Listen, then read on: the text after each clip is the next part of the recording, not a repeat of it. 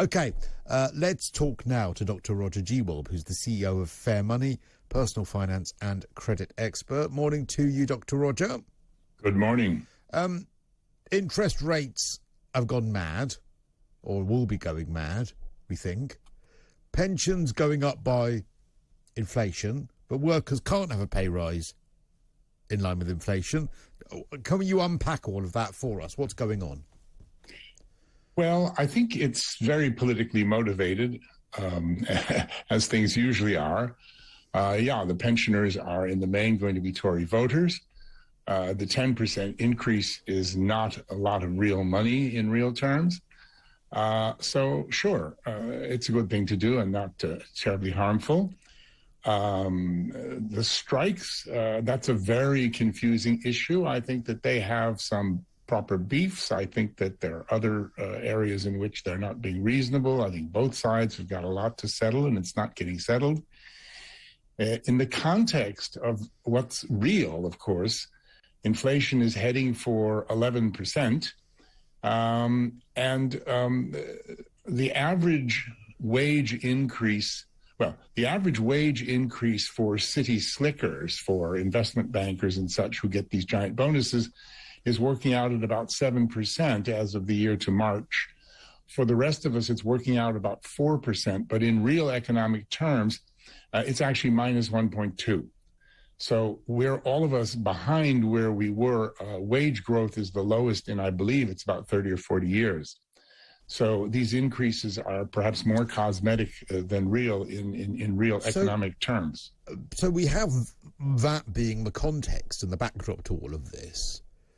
But also, this is what I can't quite get my head around, because, and I'll repeat what I've been saying over the last couple of days, and I think you and I have discussed this before, that this cost push inflation as a result, as opposed to demand pull, the inflation being created by external factors like food prices, like the war, like energy prices, like oil prices, meaning that, and forgive me if I'm wrong, but by squeezing finances with an interest rate rise, there is an argument that that's not as easily going to solve the kind of inflation that we have, but what it is going to do is hammer us all even more and potentially put us more likely to go into recession.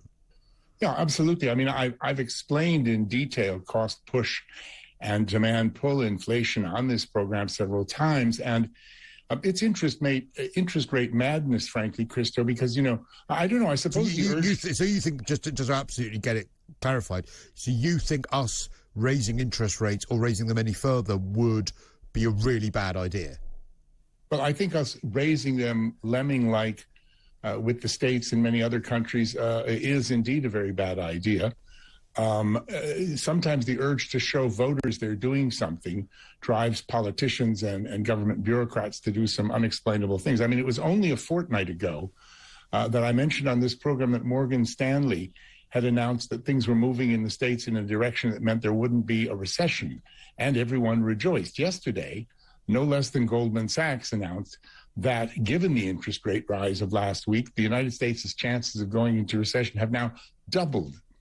In the corporate world, of course, people would be sacked for this kind of results volatility and potential mismanagement. So the same thing here. Why they decided to increase, I mean, economists can argue all day, but it's just very basic common sense. Why would you... Why would you raise interest rates and leave us all with less money? Why would you make people go out and pay more on the money that they didn't want to and now have to borrow in order to survive, and at the same time increase what they're paying on their mortgages for their homes? Now, I have had a number of people tell me that their mortgage lenders are taking advantage of this situation and have raised their mortgage payments, their monthly mortgage payments, by far more than the increase in interest rates. And they're also, as well, hammering down, because I know someone who's getting a mortgage at the moment. They're really changing their parameters almost daily. It used to be 5 times your salary. Now it's 4 times your salary. Now it's like a slightly bigger deposit. Now it's, the rates are higher than, you're quite right, than the interest rate rise. So they're really taking advantage of trying to hammer people. But then I'll ask again, if that isn't the solution and squeezing the amount of money around to cost push inflation, what is the way in which a government or an economy should deal with that kind of inflation to get it under control? Or is it not something that you can do? Well, it's a very complex process. If you want to Google how do you combat cost push inflation, you'll read some very abstruse, deep economic suggestions, which are quite different than how do you combat demand pull inflation, which is raise interest rates. In other words, if you make money more expensive, people will stop spending it, throwing it around like water. But if they're actually cutting back and skipping meals, how in the world can there be any sense to increasing the economic burden of accelerating costs on them? It's grim. It's just one of a number of measures that this government could take, which for some unexplainable reason they haven't. They should remove the VAT on the triple VAT on petrol and diesel, ditto the VAT on home energy bills. The green levy should be paid by the windfall tax, not by the consumer. And interest rates should stay where they are. You and I are so on the same page on that. And also, I would throw in an extra one as well. For the poorest in society, I would raise the lowest threshold on the tax as well, to take some people out of tax. Now, again, all of that individually is not going to be groundbreaking amounts of money, but combine them, it might just be enough to get people to the end of the month. Okay, so somebody tell me why they're not doing any of it. I mean, they're waiting for the election. Roger. You think? They're squeezing the hell out of us now, so that in a year's time they can say, "Oh, look, we have it all back. Here you go. Aren't we generous?" My answer to that, Christo, is pink.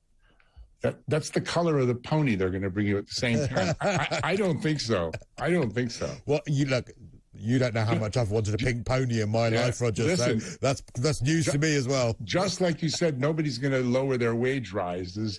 Believe me, they're not going to hand all this back to us. They're not going to hand it all back. They're not. They're probably not. No. Okay. We've only got a couple of minutes left. So might I have a word? What's that all about? Yes, well, no doubt I'll be accused of confusing today with April Fools, but this is an absolutely true story. And so I guess my share tip for today is to buy all the facial cleansing products that you can, because late yesterday afternoon, the BBC announced in a news flash that it has been discovered at Reading University that millions of tiny creatures live within our facial skin and come out at night when we are asleep and go to other skin pores and have sex with and make babies with others in order to multiply and to clean our skin. Demodex follicularum, as they are called, are passed on during breastfeeding and stay with us all our life and are all constantly working hard to keep our pores clean. So, in truth, rushing out and putting a gallon of skin cleanser on our face won't help, because they all live so Roger, deeply. Don't knock it. Some of us are glad of the company at night. Well, my theory is that the only way to get rid of them, because they do live so deep, is to get someone to play some romantic music. Oh. And while you're sound asleep and they've all come out and they're at it, then you can douse them. Yeah. Don't tell my partner that. He'd love to slap me while I sleep. I don't know about you, Christo, but I often lay awake at night worrying about my personal finances. Now I'm not sure I'll ever sleep properly again. Yeah, knowing that there are mites all over your face doing, well, God knows, all over your face. Listen, Dr. Roger, thank you. Dr. Roger G. Well, we've got to leave it there. CEO of Fair Money. And there we go. That's a nice story to end on, isn't it? No wonder facial cleansing products, we're all going to be buying more of those, and they're probably going up in price as well. And you're getting a smaller jar. Oh, it's grim news all round. But